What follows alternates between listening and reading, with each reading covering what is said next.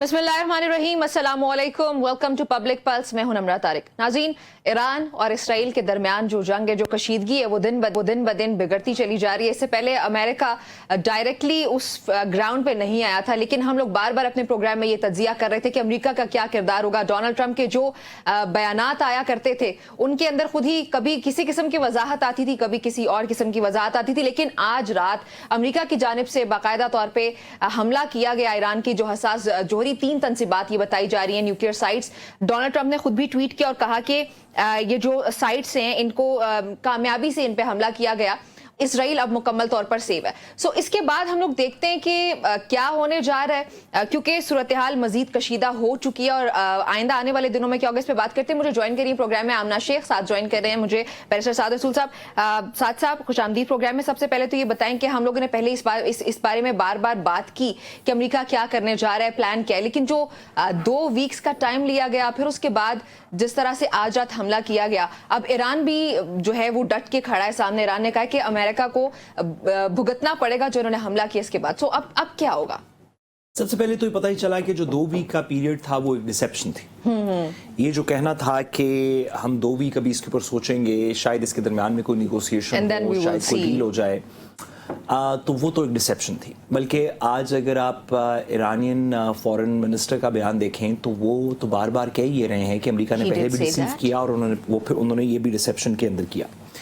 ऐसी सिचुएशन के अंदर इसके अंदर तो तकरीबन अब कोई दो राय नहीं कि इस खित्ते के अंदर एक लार्जर जंग होने का खतरा, अगर पहले 50-50 था तो अब वो 75% चांसेस हो गए हैं उस लार्जर जंग के होने के। और उसके कॉन्सिक्वेंसेस किस तरह के हो सकते हैं कि अगर अभी तक ईरान ने इस स्ट्राइक की रिटेलिएशन में इसराइल पे बमबारी की है, अभी तक आज सुबह से ईरान ने इस अमेरिकन स्ट्राइक की रिटेलिएशन में इसराइल पे बमबारी की है।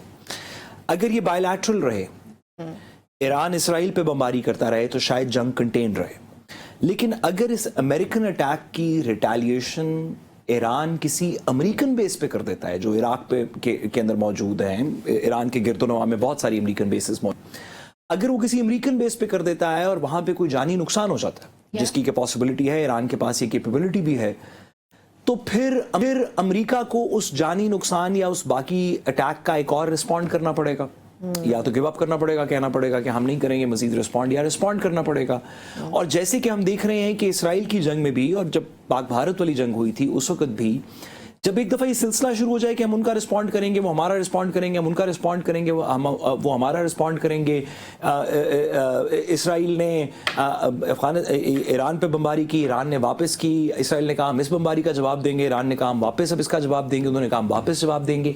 अगर अमेरिका इस साइकिल के अंदर आ गया कि अमेरिका ने बमबारी की ईरान के ऊपर, जो कि बहुत ही, हम उसको जितना भी कंडेम करें वो कम है, अमेरिका ने बमबारी की ईरान पे, अगर ईरान इसकी रिटेलिएशन अमेरिका पे करता है और ये एक साइकिल शुरू हो जाता है इसी तरह का अमेरिका ईरान का जो इसराइल ईरान का चल रहा है, तो फिर इस खित्ते में बहुत सारे मुल्कों को बहुत सारे फैसले करने पड़ेंगे, जिसमें से जो पहले 3 ममालिक हैं जिनको फौरन कुछ फैसला करना पड़ेगा कि वो इसमें क्या कर रहे हैं, उसमें एक रूस होगा, एक चीन होगा, उनको अपनी स्ट्रेटेजिक कंपल्शंस की वजह से, क्योंकि वो सुपर पावर्स हैं दुनिया में, और तीसरा पाकिस्तान होगा, क्योंकि पाकिस्तान ईरान का नेबर भी है, मुस्लिम न्यूक्लियर पावर भी है। अभी हमारी अमेरिका से मुलाकात भी हुई हमारे फील्ड मार्शल साहब की। तो हम 3 ममालिक के ऊपर ख़ास तौर पे, बाकी तो चीन और रूस तो फिर भी इमीडिएट नेबर्स नहीं है ईरान के, और एक स्ट्रेटेजिक ओवरऑल पर्सपेक्टिव में देख रहे होंगे, पाकिस्तान के लिए एक बड़ा अजीब सा डिफिकल्ट सा मरहला शुरू हो जाएगा कि हम अमेरिका को सपोर्ट हो जाएगा या हो चुका है? हो चुका है, लेकिन अगर ये स्ट्राइक काउंटर स्ट्राइक के अंदर कहानी चली गई कि ईरान वापस अमेरिकन एसेट्स के ऊपर या पर्सनल के ऊपर अटैक कर दे, फिर उसका रिटेलिएशन अमेरिका वापस करे, फिर उसकी retaliation, if it doesn't I think if it doesn't, it's like giving up, which Iran wouldn't. I don't think इसमें कोई possibility है कि ईरान गिव अप करते। ये ऐसे ही है कि पाकिस्तान इंडिया के खिलाफ गिव अप करते। वही मैंने कहा ना कि लगता नहीं कि ईरान की 1979 के बाद से, ईरानी रेवोल्यूशन, खुमैनी की रेवोल्यूशन के बाद से, ईरान की जो नेशनल ईथोस है वो 2 चीज़ों पर डिपेंडेंट है, 2 या 3 चीज़ों पर डिपेंडेंट है। एक उनका नेशनल ईथोस इस पर डिपेंडेंट है कि हम इसराइल के खिलाफ आखिरी बंदे तक जंग लड़ेंगे। एक उनका ये कहना है कि क्योंकि अमेरिका इसराइल की सपोर्ट करता है तो अमेरिका भी हमारा दुश्मन है, जिस वजह से कासिम सुलेमानी और दीगर शहादतें हो चुकी हैं। और तीसरा ईरान का यह हदफ रहा है कि जो सुन्नी ममालिक रीजन के अंदर हैं जिन्होंने इब्राहिम अकॉर्ड इसराइल के साथ साइन कर लिया, वो हमारे दोस्त नहीं है। इन तीन आइडियोलॉजीज के ऊपर ईरानियन नेशन की ईरान की 1979 के बाद से गवर्नेंस स्ट्रक्चर होल्ड कर रहा है या इन पे कंस्ट्रक्टेड है। इन तीन चीजों से तो ईरान वापस आ ही नहीं सकता ना। ये तो ऐसी है कि पाकिस्तान ये तो नहीं कह सकता कि कल से इंडिया और हमारी कोई दुश्मनी नहीं है, वो हमें मारेगा भी तो हम कुछ नहीं करेंगे। ये तो हम कह ही नहीं सकते ना। हमारे पास अगर एक गोली भी ना हो, अगर सिर्फ लोग पत्थर उठा के फेंक सकते हो, तो भी हम भारत की तब भी हम भारत की सुप्रेमेसी या स्ट्राइक या इसको तस्लीम नहीं करेंगे। हम कहेंगे बदला लेंगे। इसी इंटेंसिटी से, शायद इससे भी ज्यादा इंटेंसिटी से ईरान इसराइल को देखता है और ईरान इसराइल के सपोर्टर्स को देखता है, जिसमें अमेरिका भी है। तो मेरा तो अनफॉर्चुनेटली ये ख्याल है कि अगर किसी वजह से कोई बैकडोर डिप्लोमेसी और दीगर चीज़ों में कूलर हेड्स प्रिवेल ना किए, तो जो अमेरिका की ईरान के ऊपर अटैक है, ये एक खित्ते पूरे के अंदर जंग की इब्तिदा हो सकती है। डोनाल्ड ट्रंप के मुताबिक फर्दो न्यूक्लियर प्लांट को मुकम्मल तौर पर तबाह किया गया, जो उन्होंने खुद कहा कि ये एक तारीखी लम्हा है।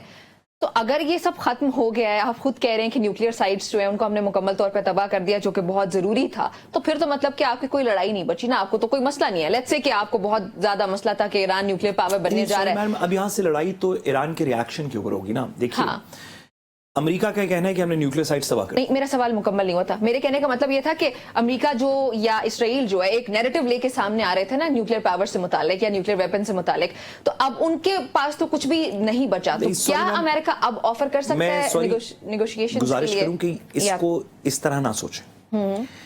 जब तक इनिशियल अटैक होना था तो बात ये थी कि न्यूक्लियर है नहीं है, बना रहे हैं नहीं बना रहे। अब जबकि लेट्स से कि आपकी और मेरी एक लड़ाई की बहस हो रही हो, आप मुझे कहें कि ये पानी का गिलास आपका है, ये आप मेरे पास होना चाहिए, मैं कहूँ होना चाहिए, आपका नहीं होना चाहिए। इनिशियल लड़ाई तो इसके ऊपर हो गई कि पानी का गिलास होना चाहिए नहीं होना चाहिए। लेकिन जब पहला मुक्का लग गया तो पानी का गिलास पीछे रह गया।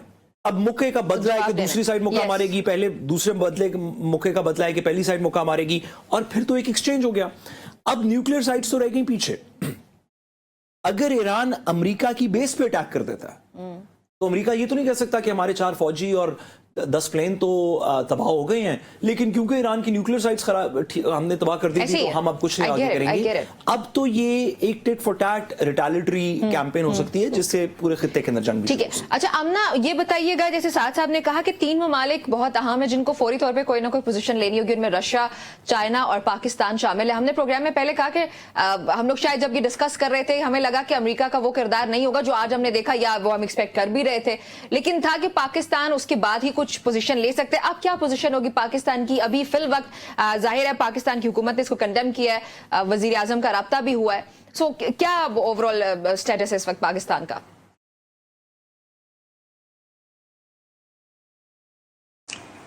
नम्रा, देखिए मैं साद साहब की बात से बहुत एग्री करूंगी। आज बहुत ही एक अफसोसनाक वाक़या हुआ और ये एको बहुत आ रही है, प्लीज़ मेरी अगर इसको ठीक कर दें।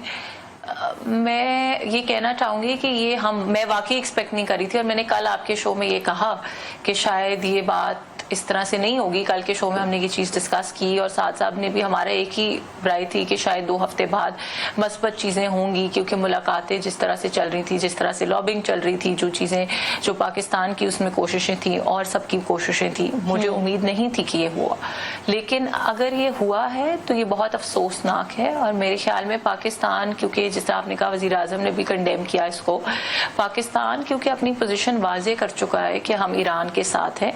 फिर भी मैं समझती हूँ कि क्योंकि साद साहब की बात को आगे लेके चलते हुए, जैसे साद साहब हमेशा कहते हैं कि हम नेशनल टेलीविजन के ऊपर बैठ के बात कर रहे हैं तो हमें बहुत रिस्पॉन्सिबली बात करनी चाहिए। आई थिंक मुनासिब नहीं होगा कि मैं आइदर वे ये स्टेटमेंट दूं कि हम अपने फौज को जंगी मैदान में उतारने जा रहे हैं या नहीं जा रहे, जब तक इसके ऊपर कोई हतमी फैसला ना हो जाए। लेकिन जनरलाइज्ड वे में पाकिस्तान की ये पोजीशन है कि हम ईरान के साथ हैं और हम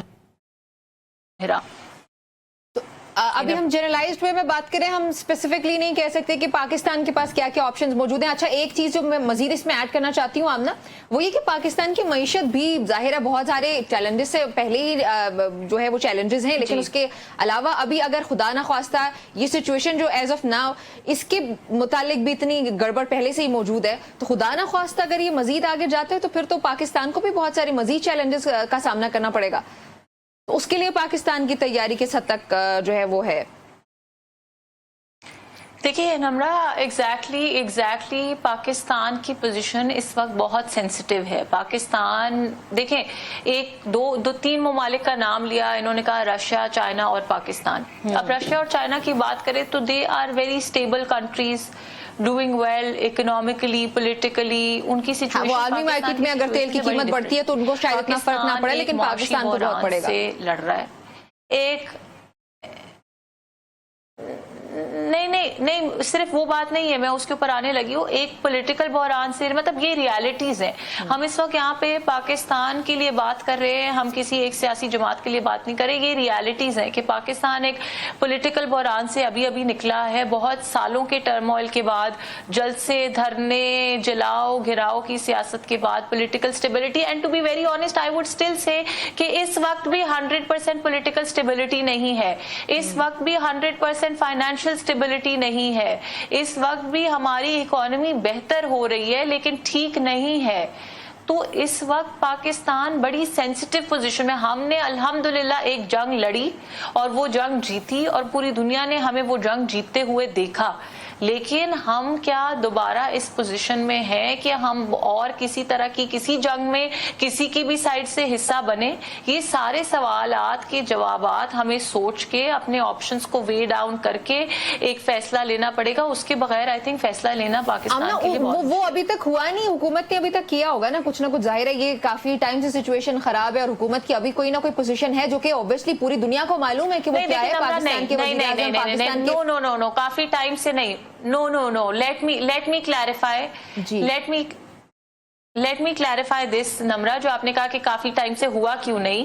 कल तक की पोजीशन बिल्कुल डिफरेंट थी। कल तक अमेरिका ने खुद 2 हफ्ते का टाइम मांगा था कि 2 हफ्ते बाद वो ये फैसला करने जा रहे हैं। पाकिस्तान की पोजीशन ये थी कि हम ना के सिर्फ ईरान के साथ हैं, बल्कि हम खित्ते के अमन के लिए कोशिश करेंगे डिप्लोमेटिक लेवल पे, जहां पे हमें लॉबिंग करनी पड़ेगी, बातचीत के जरिए, मुलाकात के जरिए। आपको पता है कि प्राइम मिनिस्टर की मार्को रूबियो से भी बात हुई, उसमें भी ये चीजें डिस्कस की गई। सो हम ये सारी चीजें कर रहे थे। जो आज हुआ वो, अगर मैं आपको आम लेमैन लैंग्वेज में बोलूं तो वो आउट ऑफ सिलेबस था। तो इसलिए ये कहना कि जी पाकिस्तान ने कुछ किया क्यों नहीं अभी तक, पाकिस्तान का एक स्टांस है डे 1 से। वो पाकिस्तान और इंडिया की जंग हो या वो ईरान और इजराइल की जंग हो, पाकिस्तान का स्टांस पीस का है। पाकिस्तान अपने स्टांस के ऊपर बड़ा फर्मली खड़ा है। अगर किसी ने उस पीस को ब्रेक किया, और वो भी ऐसे मुल्क ने जिन्होंने हमारे केस के अंदर बड़ा एक पीसफुल किरदार, बड़ा एक सीज फायर कराने में एक बड़ा अहम किरदार किया, तो ये तो एक्सपेक्टेड ही नहीं था जो आज हुआ है। तो इसके ऊपर ये हम नहीं कह सकते कि जी पहले से इसकी स्ट्रैटेजी क्यों नहीं बनाई, पहले से तो हम ये फोर्स ही नहीं कर रहे थे। ठीक, Amna, do you still believe that Pakistan can do something diplomatically for Iran? I still believe, Namra, that there is still मैं समझती हूँ कि पाकिस्तान को इसकी कोशिश जारी रखी। लेकिन हमरा ऑप्शंस की जहां तक बात है, देन अगेन अगर जैसे कल मैंने वर्ड यूज किया था कि अब अगर इजराइल के सर पे खून सवार है तो उसको तो शायद कोई भी नहीं रोक सकता। ये तो प्रेसिडेंट ट्रंप ने भी कहा कि जी वो किसी के काबू में नहीं है। सो बात ये है कि लेकिन क्या इसका ये मतलब है कि हम बैग पैक करके घर बैठ जाएं, या हम अपनी रिस्पॉन्सिबिलिटीज को, अपने एलाइज के साथ किए हुए वादों को निभाएं? हम अपना पूरा वेट ईरान की साइड पे ऐड कर रहे हैं, और हम ये कोशिश करेंगे कि चाइना है और जितनी मुस्लिम ममालिक हैं, जितनी इंपॉर्टेंट कंट्रीज हैं, उनका वेट ईरान के वेट के अंदर ऐड किया जाए ताकि ईरान को डिफेंड किया जा सके। This would be our stance. मैं आपकी इजाजत से मैडम से एक सवाल, लेकिन अमेरिका के साथ भी किस तरह करेगी पाकिस्तान की रियासत की, मुमकिन किस तरह करेगी, ये भी एक सवाल है। आई डोंट नो कि कैसे करेंगी, लेकिन अगर आपकी इजाजत से मैं मैडम से सवाल पूछ सकूं।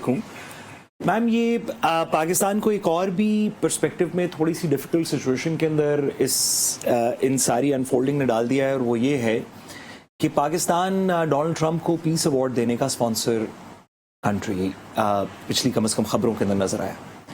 اب جب کہ ڈونلڈ ٹرمپ نے اٹیک کر دیا ایران کے اوپر، خاص طور پہ ایک نیوکلیئر سائٹ پہ جو انٹرنیشنل لا کے بھی خلاف ہے، IAEA والے بھی کہہ چکے ہیں کہ یہ نہیں کر سکتے، یہ انٹرنیشنل لا کے خلاف ہے، اور مزید تھریٹن کر رہے ہیں جنگ کی کہ ہم اس میں مزید بھی اگلے اٹیکس اس سے بھی ڈیڈلی ہوں گے، تو کیا پاکستان کا وہ سٹانس جو پیس پرائز والا ہے، کیا پاکستان اس پہ سٹینڈ کر رہا ہے؟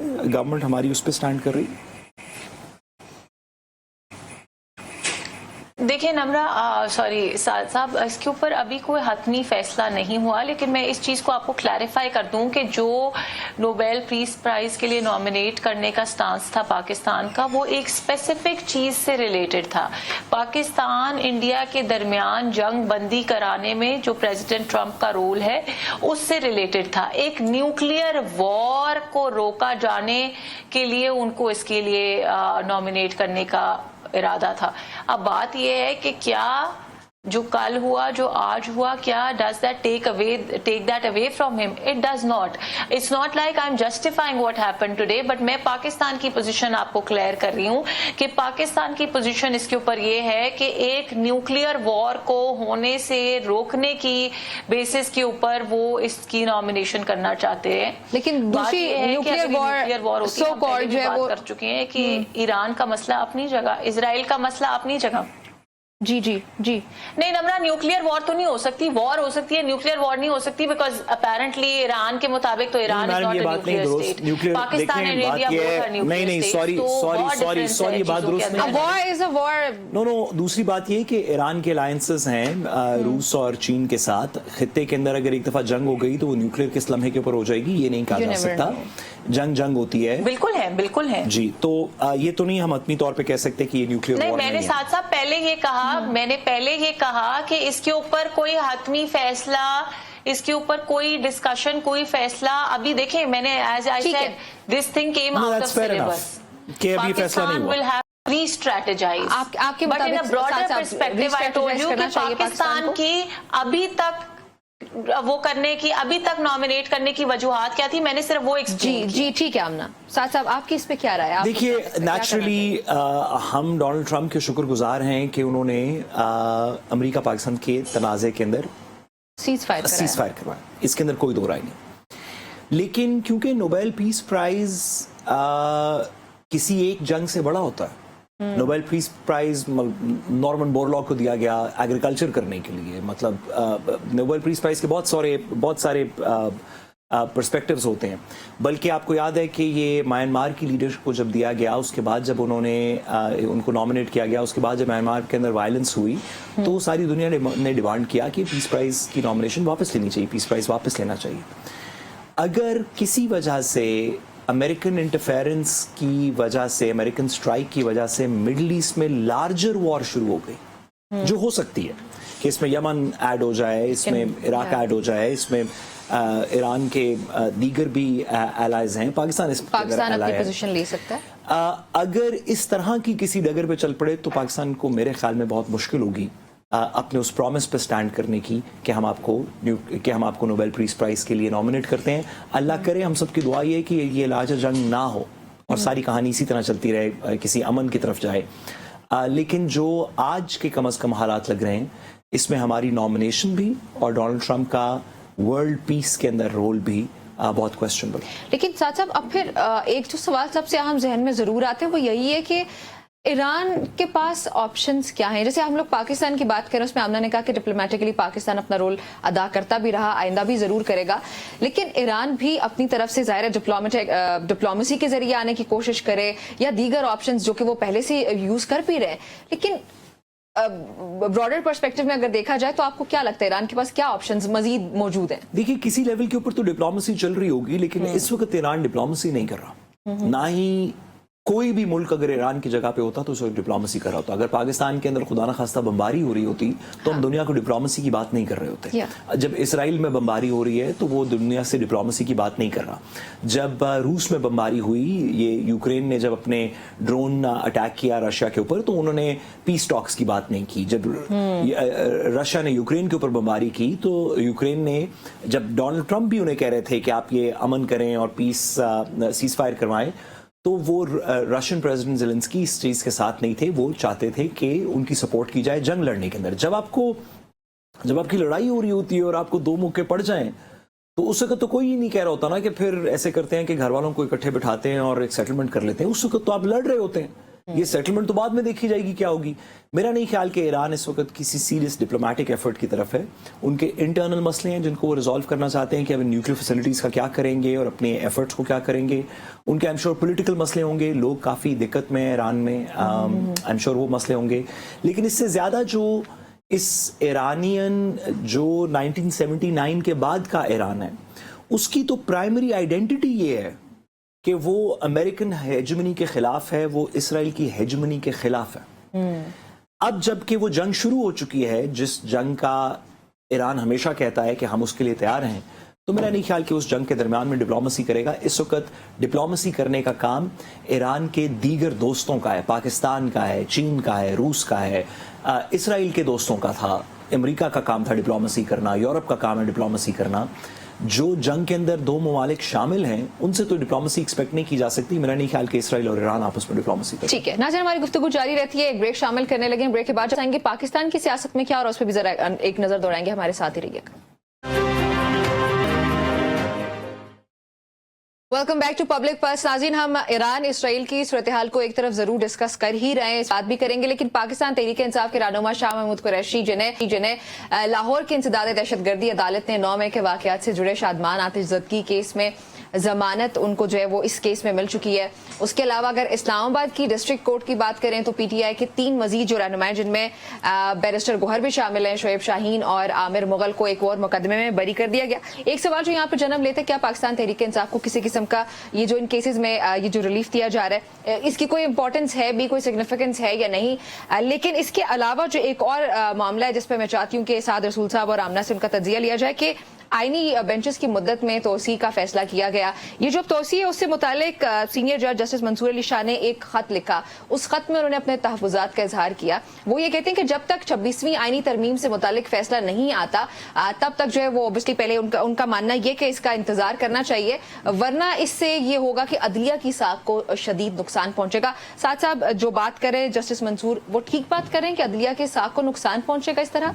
देखिए, अदलिया की साख को तो तकरीबन हमने अब नुकसान क्या पहुंचना, अदलिया की साख साहब तो, इसके अलावा क्या कहेंगे?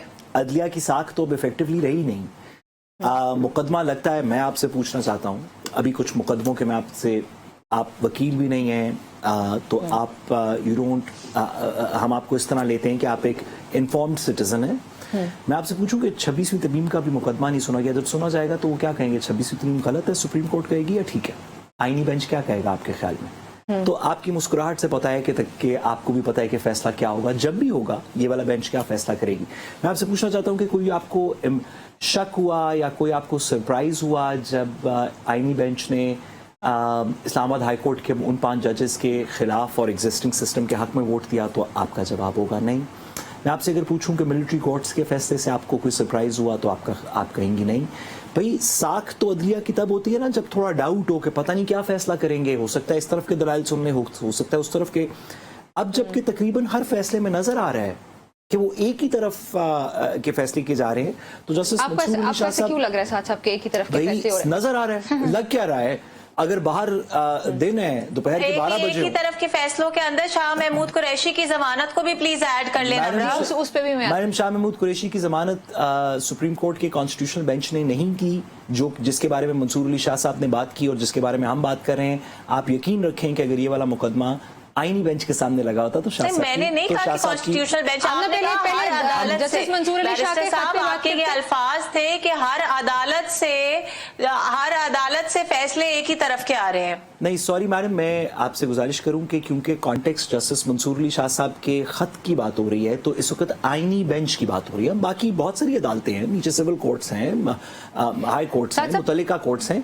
हम बात करें कि सुप्रीम कोर्ट का कॉन्स्टिट्यूशनल बेंच जिसके बारे में जस्टिस मंसूर अली शाह ने खत लिखा, वो तो उसकी साख तो आप सबके सामने है ना। अब तो मैंने आपसे जिस तरह कहा कि 26वीं तरमीम के बाद से लेके अब तक, यानी कि अक्टूबर 2024 से लेके अब तक पिछले 8-9 महीने में आप एक फैसला बता दें जो इस आईनी बेंच ने हुकूमत वक्त के खिलाफ किया हो। कोई फैसला नहीं है, हर फैसला हुकूमत के हक में किया है, तो साख तो इफेक्टिवली अब नहीं रही। जस्टिस मंसूर अली शाह साहब जो बात कर रहे हैं वो बात बड़ी बुनियादी सी है, बहुत ही सिंपल और बुनियादी सी बात है। हाँ। वो दो बातें कर रहे हैं, हम उनकी बाकी टेक्निकलिटीज को साइड पे छोड़ते हुए, एक वो कह रहे हैं कि क्योंकि ये तमाम मुकदमात आईनी बेंच इसलिए सुन रहा है कि 26वीं तरमीम ने आईनी बेंच बनाया और 26वीं तरमीम चैलेंज हुई है, तो एक दफा क्यों ना सब बैठ के उसका पहले फैसला कर लें। जब उसका फैसला हो जाएगा तो उसके बाद आईनी बेंच अपने काम करता रहे, बाकी अपने काम करता रहे। पहला ये उनका पहला ये कंटेंशन है। उनकी दूसरी कंटेंशन ये है कि जब आप 17 जजेस में से सिलेक्ट करेंगे कि कौन से 10 आईनी बेंच में जाएं और कौन से 7 ना जाएं, कौन से 5 इस बेंच में बैठेंगे, कौन से नहीं बैठेंगे, जब आप ये फैसला करेंगे तो जुडिशल कमीशन जो कि एक एग्जीक्यूटिव अथॉरिटी है, और एग्जीक्यूटिव अथॉरिटी बाकी तमाम पाकिस्तान के आईनी स्ट्रक्चर में एग्जीक्यूटिव अथॉरिटीज के थ्रू उनको कोई रीजंस देनी चाहिए कि साद रसूल को क्यों आईनी बेंच में नहीं बिठाया, नमरा अब्बासी को क्यों आईनी बेंच में बिठाया, आपकी क्या स्पेशलाइजेशन है जो आपको उस बेंच के लिए मौजूद करती है, मैं क्यों उस पर फॉल नहीं करता, मैडम उस पर क्यों फॉल करती हैं, कोई और क्यों नहीं, इसका कोई क्राइटेरिया सेट करके कोई स्पीकिंग ऑर्डर पास करें। ये दो बुनियादी बातें हैं जस्टिस मंसूर अली शाह की, कि जब तक आप कोई क्राइटेरिया से आईनी बेंच पे लोग नहीं डालेंगे और जब तक 26वीं तरमीम का बेसिक चैलेंज नहीं सुनेंगे तो लोग इसको एक शक की निगाह से देखते रहेंगे। मैं इस बात से पूरी तरह एग्री करता हूं। आमना, आप क्या कहेंगी इस पे? साथ साहब का ये मानना है कि जस्टिस मंसूर अली शाह का जो खत है वो ये दो चीजें मांग रहा है। देखिए, मैं उसमें और भी बातें हैं लेकिन मैंने बॉयल डाउन किया। जवाब देना चाहती हूँ, ये बड़ी सिंपल सी बात है। साथ साहब हार्वर्ड ग्रेजुएट हैं और मेरे से यकीनन ज्यादा लायक वकील भी हैं, लेकिन मुझे हैरत हुई उनके स्टांस के ऊपर, क्योंकि ये बड़ी सिंपल सी बात है कि अगर 26वीं आईनी तरमीम कोर्ट में चैलेंज हुई है, क्या कोर्ट ने ऐसा कोई ऑर्डर दिया है कि तब तक आईनी बेंच फंक्शनल ना हो? जब तक कोर्ट ने ये ऑर्डर नहीं दिया तो आप क्यों ये चाहते हैं कि आईनी बेंच फंक्शनल ना हो? जब इसके ऊपर फैसला आएगा तब हम देख लेंगे, जो फैसला आएगा उसकी इम्प्लीमेंटेशन कर देंगे। सिर्फ ये कहना कि नहीं, सुन लेंगे ना, जो जब वो सुना जाएगा, जब उस पे फैसला आएगा तब उसके बाद दायर किए गए मुकदमे सुने जा रहे हैं, वो पहले का मुकदमा है, उसको सुन लें। किसी एक जज की ये ख्वाहिश है। बैरिस्टर साहब, आप मेरे से बेहतर इस चीज को जानते हैं कि ये कोई इकलौता मुकदमा नहीं है। सुप्रीम कोर्ट के अंदर जितना इस वक्त बर्डन है केसेस का, मैं आपको मैडम बताना चाहता हूं, आप क्योंकि खिलाफ भी रही हैं, मैं आपको बताना चाहता हूं कि 26वीं तरमीम के बाद सुप्रीम कोर्ट का डिस्पोजल रेट कम हुआ है। पहले ज्यादा डिस्पोजल्स थी, अब कम हुई हैं। सब कह रहे हैं इस मुकदमे को सुन लें ताकि एक दफा फैसला हो जाए। इसमें क्या मसला है? सुन लें मुकदमा, उसके बाद फाइल किए हुए मुकदमे सुन रहे हैं, उससे पहले के फाइल किए हुए मुकदमे सुन रहे हैं, दरमियान में वो नहीं सुन रहे। मेरे पास कोई नंबर और फिगर्स जब तक मेरे सामने नहीं है, जब मेरे सामने है ना मैडम, ये ऊपर कोई नंबर और फिगर्स नहीं है। नहीं साद साहब, हर चीज का एक ऑर्डर होता है। जिन सारे जजेस ने वो सुनना है, उनकी अवेलेबिलिटी, उनके जो रोस्टर्स हैं, उन पे क्या चीजें हैं, क्या कमिटमेंट है, तमाम जजेस किस वक्त इकट्ठे बैठ के ये मुकदमा सुन सकते हैं, सारी चीजों को मद्देनजर रख के लिस्ट बना। नहीं, ये आप नहीं कह सकते। वो खुद कह रहे हैं, खत लिख के कह रहे हैं, मैं नहीं कह रहा, वो खुद कह रहे होते ना। वो एक शख्स जो डे 1 से 26 नो वो नहीं कह रहे। वो एक जज साहब कह रहे हैं जो 26वीं आईनी तरमीम के होने से पहले उसके मुखालिफ थे। और ऐसा है आपके मुताबिक कि सारे जजेस अवेलेबल हैं, सारे जजेस मुकदमा सुनना चाहते हैं और सुप्रीम कोर्ट की जो फाइलिंग ब्रांच है, जो रजिस्ट्री ब्रांच है, उनका कोई मैलाफाइड है और वो नहीं मुकदमा लगा रहे। It is very absurd. इस तरह this is not how things work. अगर सारे जजेस मुकदमा सुनना चाहते हैं, अगर सारे जजेस मुकदमा आप नहीं जानती, चले, आपको नहीं पता कि इसके अंदर ब्रांच का कोई बात हो रही है। बात ये हो रही है कि जुडिशियल कमीशन से रिक्वेस्ट की जा रही है कि जो अवेलेबल बेंचेस हैं, सॉरी आप बात अगर पूरी सुन लेंगी ना तो आपको समझ आ जाएगा। नहीं, मुझे भी पता है। अगर आप प्लीज पूरी बात सुन लेंगी तो आपने भी ब्रांच की दरमियान में बात की। सवाल बड़ा मुख्तलिफ हो रहा है, ब्रांच की तो कोई बात ही नहीं कर रहा। बात ये हो रही है कि आप जो अवेलेबल जजेस हैं, मैंने तो आपकी सेंस में दी कि आप किस पे इल्जाम लगा रहे हैं, क्या आप ब्रांच पे इल्जाम लगा रहे हैं, जिस पे लगा रहे हैं आप रजिस्ट्रार पे इल्जाम लगा रहे हैं, किस पे इल्जाम लगा रहे हैं, आपको बताने की कोशिश कर रहे हैं। अगर आप सुन लेंगी तो आपको पता चल जाएगा कौन नहीं लगने दे रहा, मुझे बताए ना। जी आप मुझे बताएं कौन नहीं लगने दे रहा, मुकदमे की बारी नहीं आने दे रहा। मैडम बताने लगे हैं आपको, अगर आप एक सेकंड में सुनेंगी तो आपको बताएंगे। इसका कुछ लेना देना नहीं है। दो बातें हो रही हैं, एक के जुडिशियल कमीशन जजेस को नॉमिनेट करे सबको कि जी आप कॉन्स्टिट्यूशनल बेंच है, 26वीं तरमीम का मुकदमा सुने, इसमें ब्रांच नहीं है। दूसरा जो कॉन्स्टिट्यूशनल बेंच की कमेटी है, जिसके सामने वो 4 दफा जा चुके हैं कहने के लिए कि मेहरबानी करके 26वीं तरमीम का मुकदमा सुन ले, वो जजेस की कमेटी उस बेंच को फिक्स करते। ब्रांच का इसमें लेना देना ही कुछ नहीं। आप 26वीं तरमीम पढ़ तो लें। मैं एग्जैक्टली यही बात कर रही हूं कि जजेस ने तमाम चीज, मैंने भी यही कहा, आपने शायद फॉलो नहीं की, क्योंकि जजेस तो आप क्या जजेस पे मैलाफाइड जो है वो कह रहे हैं कि उनकी मैलाफाइड दूसरे जज पे मैलाफाइड यही समझना चाह रही हूँ, खत के अंदर कह रहा है, उन्होंने लिखा है कि मैलाफाइड है। सुप्रीम को तो हर किसी पे नहीं मैडम, एक से पहले भी जस्टिस मुनीब अख्तर भी ये बात कर चुके हैं, जस्टिस मंसूर अली शाह भी बात कर चुके हैं, जस्टिस शाहिद वहीद भी बात कर चुके हैं, जस्टिस आयशा मलिक भी बात कर चुकी हैं, जस्टिस अतर मनीला भी बात कर चुके हैं। खुदा का वास्ता है, वो खबरों में भी रहना चाहते हैं। और मैडम 6 जज तो मैंने गिनवा दिए डिस्कशन हमारी यहीं से जारी रखते हैं। हम एक सेकंड, जजेस ने ऐसी कोई बात की, कोई चीज 6 जजेस तो मैंने गिनवा दिए। आप जस्टिस आयशा मलिक का खत पढ़ लें, शायद वहीद का पढ़ लें, अतर मनीला साहब की जजमेंट पढ़ लें, मुनीब अख्तर की पढ़ लें। मुझे वो आप कौन से, चलिए हमने ब्रेक के बाद डिस्कशन को जारी रखते हैं। नाज़रीन, हमारी गुफ्तगू जारी रहती है। एक वक्त ब्रेक का ब्रेक लेते हैं, हम वापस आएंगे। यही इसी खत से मुतालिक बात करते हैं कि जस्टिस मंसूर अली शाह के जो रिजर्वेशन है, उनका एक बार उन्होंने फिर से जिक्र किया। ये क्या रिजर्वेशन, उसके उस पे आइन और कानून क्या कहते हैं, इस पे बात होती है। Welcome back to public pulse. नाज़रीन, ब्रेक से पहले हम डिस्कशन कर रहे थे जस्टिस मंसूर अली शाह के खत से मुतालिक। साद साहब के पास में ये सवाल लेके जाना चाहती हूँ। साद साहब, आमना की राय ये है कि जो बात जस्टिस मंसूर अली शाह साहब कर रहे हैं उससे मुतालिक वो ये कहती हैं कि कॉन्स्टिट्यूशनल बेंचेस को जो है वो फंक्शनल रहना चाहिए जब तक उसका फैसला नहीं आता। आपके मुताबिक या जो रिजर्वेशन जिसका जिक्र किया भी जस्टिस साहब ने, वो यही है कि उसकी हेयरिंग पहले हो जाए, फैसला हो जाए, फिर उसके बाद। तो फिर वो बता रही हैं जैसे आमना कि सुप्रीम कोर्ट में केसेस इतने ज्यादा हैं, तो जब तक फैसला आता उसका तब तक तो फिर फंक्शनल रहना चाहिए बेंचेस को। तो हमें इसमें डिले क्या है? डिले आपकी वजह, आपके मुताबिक क्या डिले की वजह क्या है? नो देखिए, इसमें कोई भी, ना जस्टिस मंसूर अली शाह ना कोई और बंदा ये बात कर रहा है कि आप बाकी सारे मुकदमे सुनने बंद कर दें जब तक 26वीं तरमीम ना हो। भाई ये बात नहीं हो रही। आप बहुत सारे मुकदमे साइमल्टेनियसली सुन रहे हैं ना, किसी में आज तारीख है, किसी में कल है, कोई हफ्ता चलेगा। हम भी ये बात नहीं करें बैरिस्टर साहब जी। सॉरी मैडम, मैं मैडम के सवाल का जवाब जो मुझे लगा कि भाई आप फॉर एग्जाम्पल ये अभी मखसूस नशिस्तों वाला केस चल रहा है, हज से पहले भी चल रहा था, अभी भी उसकी बहस चल रही है, अभी थोड़ी देर और चलेगी, हो सकता है दरमियान में कोई डिले आ जाए, आशूरा आ जाए, मुहर्रम के बाद रख लें, जो भी मुकदमे चलते हैं, जिस तरह बाकी सारे मुकदमे चला रहे हैं, आप 26वीं तरमीम सुनना शुरू कर दें।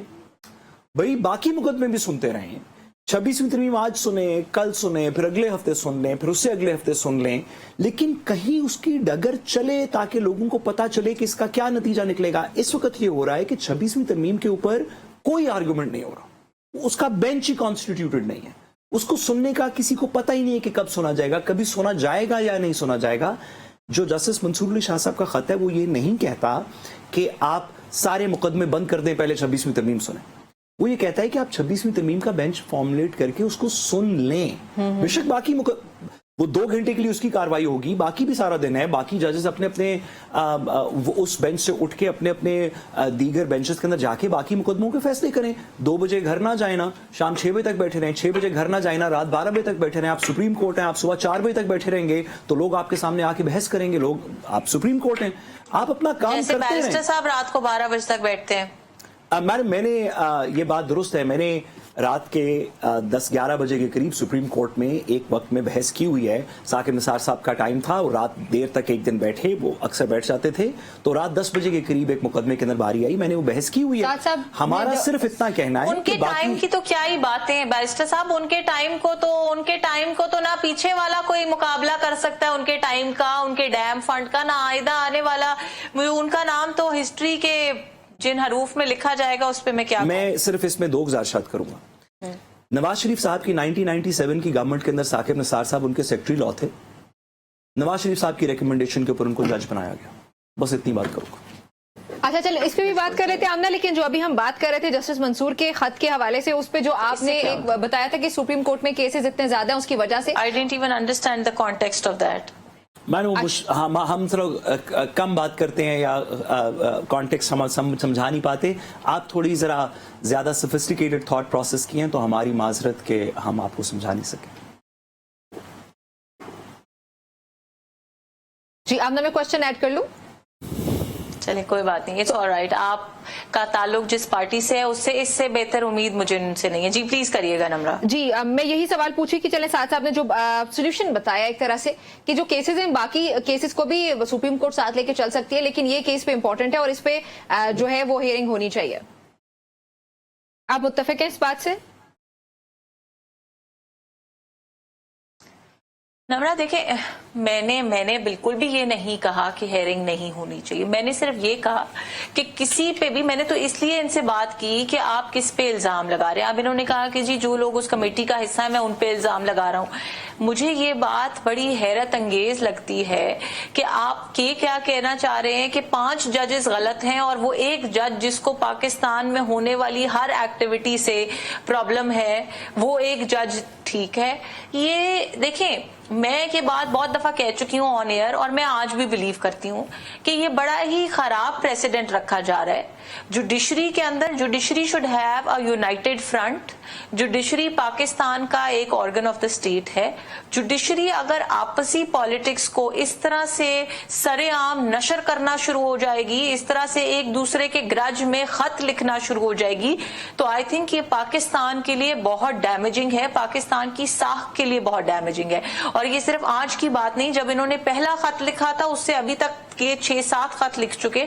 मेरा हर खत पे यही स्टांस था कि अगर उनके किसी के साथ इंटरनल डिफरेंसेस है, कोई पर्सनल ग्रजेस है, तो उनके ऊपर इस तरह से खतो खिताबत करके पाकिस्तान को, पाकिस्तान की जुडिशरी की साख को नुकसान पहुंचाना कोई अच्छा कदम नहीं है। इससे बहुत बेहतर होता अगर वो इन आपसी रंजिशों को खत्म करने की कोशिश करते। और मैं आपके मुताबिक आमना ये पर्सनल कोई प्रॉब्लम्स है, बिल्कुल एग्री नहीं करती कि 5 जज जो वहां पे बैठे तजादात है, ये आईनी और कानूनी मामला से बालातर होके और उसकी वजह से ये खतूत लिखे जा रहे हैं ना कि आईनी कानूनी मामला पे 110%। जब आपने, ठीक है, आईनी कानूनी इसमें कुछ है ही नहीं ना। ये कहना कि जी ये सारे जजेस जो है ये मिले हुए हैं और ये जानबूझ के नहीं सुन रहे, तो ये आईनी कानूनी तो बचा ही नहीं इसमें कुछ। ठीक है, ठीक है, बहुत शुक्रिया आपका ज्वाइन करने के लिए। आमना साथ साहब आपका बहुत शुक्रिया ज्वाइन करने के लिए। लगाया माजरत की तरफ किया, लेकिन क्लोजिंग की तरफ जाना। नाज़रीन, आज के प्रोग्राम से इतना ही। गुफ्तगू आपने सुनी, अपना ख्याल रखिएगा। अल्लाह हाफिज।